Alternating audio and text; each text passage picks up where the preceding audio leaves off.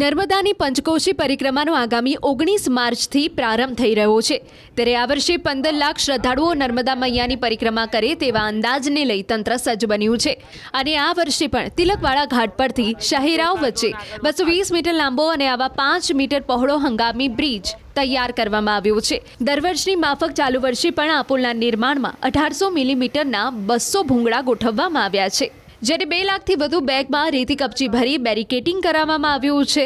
ઉલ્લેખનીય છે કે આ બ્રિજની બાજુમાં સુરક્ષાના ભાગરૂપે કાર્પેટ અને કંતાન બાંધીને કોઈ પરિક્રમાવાસી નદીમાં ન પડી જાય તેનું ધ્યાન રાખવામાં આવ્યું છે। સાથે જ લાઇટિંગની પણ વ્યવસ્થા કરાઈ છે।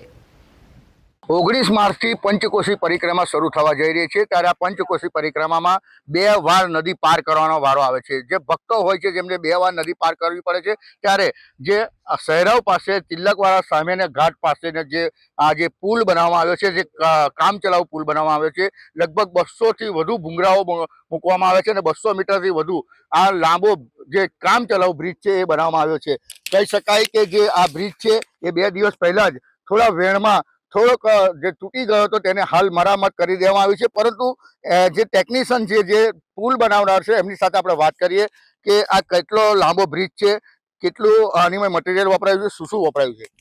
આ જે છે એ 220 મીટર 210 થી 220 મીટર લાંબો છે। એનામાં 250 થી વધારે ભૂંગળા વાપરવામાં આવેલા છે।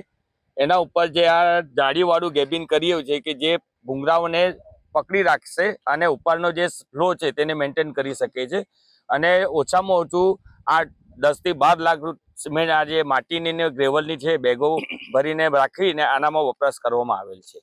ખાસ અત્યારે પાણીનું વહેણ કેટલું છે અને જો વધુ થાય તો કઈ રીતની પરિસ્થિતિ સર્જાય અને કઈ રીતે આપણે અહીંથી ભક્તો પસાર થશે, કેટલી માત્રામાં પસાર થઈ શકશે।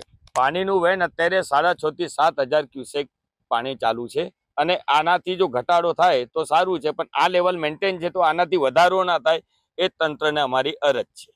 જો વધારો થાય તો કેટલું વધારામાં આ બ્રિજને નુકસાન થઈ શકે। વધારો એટલે પાઇપના લેવલે જો પાણી આવી જાય તો એના માટે ખતરાકારક છે, એટલે અમે એના પરિક્રમાનો રૂટ બંધ કરી દીધો। બિલકુલ લેવલ ડાઉન ના થાય તે બિલકુલ આ હતા ખાસ જે ટેકનિશિયન જેમને પોતાને જે બ્રિજ જે કામચલાઉ બ્રિજ બનાવ્યો છે। હું તમને ફરી બતાવવા માંગીશ કે જે 200 મીટર જે લંબાઈ વાળો આ બ્રિજ છે, 150 થી 200 જે ગુણા મૂકવામાં આવી છે માટીની અને 200 જેટલા ભૂંગળા મૂકવામાં આવે છે। કહી શકાય કે જે પરિક્રમા જે પંચકોશી પરિક્રમા છે જ્યાં એક તરફ ગોવાથી લાવેલ નાવડીઓ જે મૂકવામાં આવી છે અને બીજી તરફ એક કામચલાઉ બ્રિજ બનાવી દેવામાં આવ્યો છે, એટલે આવનારા દિવસોમાં જે ભક્તો આવવાના છે, જે પરિક્રમા કરવાના છે, જેમને કોઈ તકલીફ ના પડે એ બાબતની તંત્રે પૂરેપૂરી કાળજી રાખેલી છે। દીપક પટેલ, ન્યૂઝ 18 ગુજરાતી, નર્મદા।